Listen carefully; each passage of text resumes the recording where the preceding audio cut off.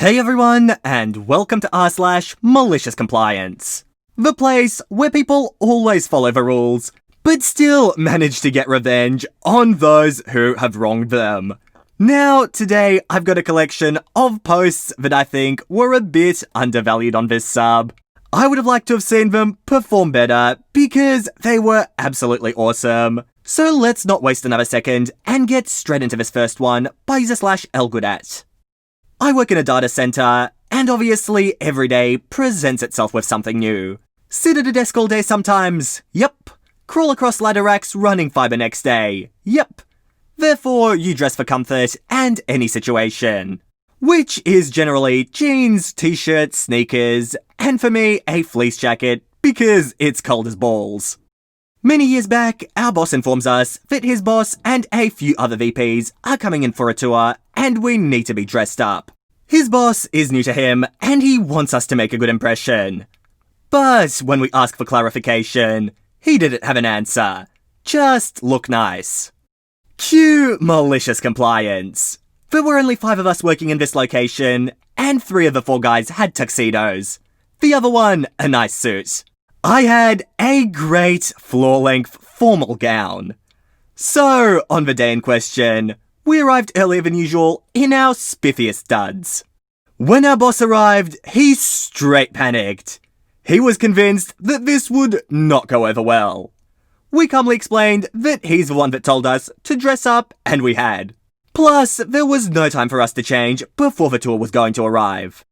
A few minutes later, his boss rolls up, and the 5 of us, plus our boss, are in the front lobby to greet him. Our boss is terrified. He came through the door, took one look, and almost fell over. I've never seen anyone laugh so hard in my life. He insisted on taking pictures of and with us, and said it was the best thing he'd seen in a long time.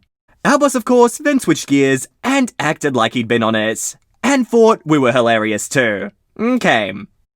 Our photo made the second level's wall, and even went out during a team meeting a few weeks later. It's still one of my favourite work memories. Our boss was much more succinct going forward when he wanted us to dress up. Hey, your boss got exactly what he asked for. He told you to dress up, and so that's what you did. Rules followed, exactly. It's a good thing his boss took it well. For I mean, I've sort of found from these posts that the higher up the bosses are, the more boring their life is, and the more happy they are to expect some little trick like this. And here's the next post by user/spamjunkthrowaway. To explain, I work for a national wine retailer, mainly as a delivery driver. We offer 3 deliveries straight to your door when you order from our store. In the before times, this meant maybe 10 deliveries every few days to our local encatchment, as most people purchased in store. However, because we've been shut to customers for the last few months, it means between 30 and 40 deliveries a day, 6 days a week. On to the customer, let's call her Susan. Susan orders regularly, a bit too regularly, and has made it abundantly clear to both our drivers, our store manager, our customer service team, and HQ that we are unequivocally not allowed to maneuver onto her driveway during deliveries. Her house is at the end of a cul-de-sac with a driveway technically shared between 5 houses as a sort of branching design, so it's quite away from the main road. I had the pleasure of delivering during a particularly stormy day. The wind was driving the rain sideways. Instant flash flooding across the county. I was soaking wet after the first stop, and this was now only number 24 of 39. I was already not a happy bunny when reading the next address. My heart sank as I realised I would be carrying large crates of beer and boxes of wine by hand, roughly 30 metres to Susan's front door. About 7 relays in total. Rolling up to said address, my head went, F it, and I reversed the van all the way to Susan's house. Braced myself against the seat to open my door into what I can only imagine a lonely sock feels like inside a washing machine. My glasses were instantly blown from my face, and as I scrambled to find them in the rising inches of water, I hear a scream from above. Terrified that some poor person had been gusted into the upper atmosphere, I whip around to see Susan, protected by an umbrella, leaning out her bedroom window, shrieking at me to get my van off her property. I shout back that I have a delivery for her, my words snatched away by the wind, and point to the logo on the van. But to no avail. Susan continues her harpy-like crescendo. Fine, I think to myself, if I can't park on your driveway, you can come pick up your booze from the road. I give Susan a sarcastic salute, jump in the van, and park back on the main road. Content, Susan meanders her substantial mass down to the front door and opens the porch in anticipation. While staring dead at her, I open the back doors of the van and begin neatly stacking her boxes on the road in the biggest puddle I could reach. Susan explodes at me. Though, through the gale force wind, I can't hear the particular words of abuse that she's screeching.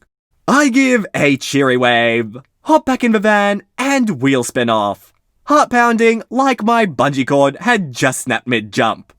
The rest of the day is going wetly, and I get a phone call from my manager. Susan has called in to file a complaint against me, ordered that I be fired, and called me a bunch of highly offensive and derogatory names, as well as insulting the wider company and questioning the effectiveness of female delivery drivers to my female manager. She was so offensive that my manager couldn't get out of her what the actual problem was, and ended the rage dial by calmly explaining to Susan that she's no longer a customer with us and to never contact us again. Yeah, look, you're a delivery driver, you made the delivery, if Susan didn't want it on her doorstep, well, that is her problem. I hope that it was a super miserable time for her getting those boxes back on the porch. And here's our next post by user/creativeheart7. This story doesn't actually involve me, but my father. Background, my parents bought a property on the beach because it's their happy place, and they didn't want to stay at hotels anymore. The place is an older property that needed a lot of love, so we've been renovating it for a good year in our spare time. Our neighbour is an older lady who runs the small motel next door. From the beginning, she's been quite an annoyance, constantly doing and saying manipulative things as favours to make us feel like we owe her something, which usually ends in her being allowed to use parts of our property. Fun fact, an inspector that was checking on the renovations once saw her coming towards him and quipped, "Here comes trouble." So, the main story involves the side of our property that we share with her. There's a fence that she built, and a small alleyway between the fence and our house, which is ours and has a hose and shower area for when you come back from the beach and want to get the sand off you. As part of the renovations, my dad had some small aluminium panels put in on our side of the fence so that the users of the shower could have some privacy. The panels are not visible from the neighbour's property and are completely unobtrusive. Neighbour sees them while passing by and freaks. Frantically calls and texts my dad's, begging for a call back and saying it's an emergency. My dad makes time to call, assuming the hose might have broken or something. Nope, just the neighbour throwing a hissy fit over the panels. "Take 'em down," she insists. My dad is a very busy man and has already had enough of my neighbour's constant annoyances. Her claiming an emergency just for these panels finally made him snap. And now, the malicious compliance. My dad, the amicable man that he is, agrees to take the panels down. As part of the renovations, he also has a gate put in front of a small alleyway area. This is not good for my neighbour, because she'd made an agreement with my father to use our hose so that her guests could rinse themselves off when coming back from the beach. This precious hose is now behind a locked gate, the key for which my neighbour will not be seeing. On top of that, my father put a chain in front of the parking area of our house, which she was using as extra space for her guests, and where our trash cans are kept. Trash cans which said neighbour was using to throw away her extra trash. Now our neighbour will have to pay extra for a better water plant for her motel, something she was well aware of and trying to avoid, as she'd previously told my dad about the numbers for water plant on her property versus ours, and possibly pay for extra trash cans for her trash. My dad is a very patient man and very hard to get angry. But once you do, you're gonna regret it. Wow, if someone's doing massive favours for you, you don't go around being picky. I can't even work out what the problem with these panels was. Were these just like extra higher panels so people could rinse off without others staring at them? That would make total and complete sense. And then there is also that saying, I can't remember how it goes, but basically, if you get a nice person angry, you better be scared. And here's the next post by user/beerbellybegone. Nearly 2 years ago, I started work at a company as their digital marketing person. After I started, it turned out that I was brought in to put out the fires left by my predecessor, the VP of Marketing, who had a team of 4 plus himself, spent over $1 million in 1 year, and brought in 5 deals. 2 of them for under 10k. As you can well imagine, after a performance like that, I had lots of work to do, and very little to do it with. Aside from 1 or 2 paid tools, everything else was to be done using 3 tools only. I'm gonna do some bragging here. I beat previous year's figures in all categories with 10% of the budget.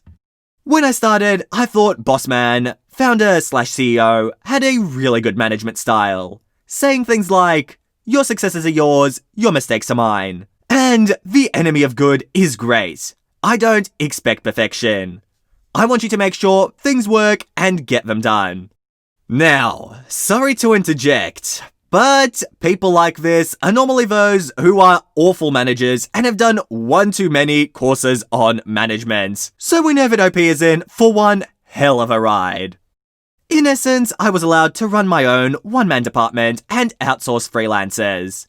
And as long as I was getting results, he left me alone. Since I was the only person on the marketing team, I also had to learn a large number of skills and platforms that weren't directly related to digital marketing. Not to say everything was perfect, but things were pretty good. One of the main things that weren't perfect was that Bossman had serious anger management issues. As I said before, he left me alone, but I saw him blow up at and fire other people for stupid stuff.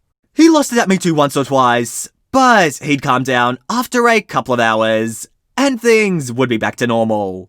If it looks like an abusive relationship, that's because, looking back, that's exactly what it was. As the year came to an end, I approached Boss and initiated a performance review. I ran him through everything I'd done in the past year, and he was pretty surprised at how much I'd done with so little. I asked him for a raise, pointing out that I was currently making $8,000 a month in local currency. Average is about $4,500. When people with my now augmented skill set were making between $13,000 and $14,000 a month. I asked him for $12,000. He said he'd get back to me, and never did. Every time I asked him about my raise, he had another excuse. After the last excuse, I began looking for something else. The other day we had a meeting, and it turns out that 2 months ago, I made a mistake. It wasn't a critical mistake, and it was rectified within a few hours of discovering the mistake. No harm or damage was caused whatsoever to company. But Bossman flippin' lost it. I mean, slamming on tables, yelling for the whole office to hear.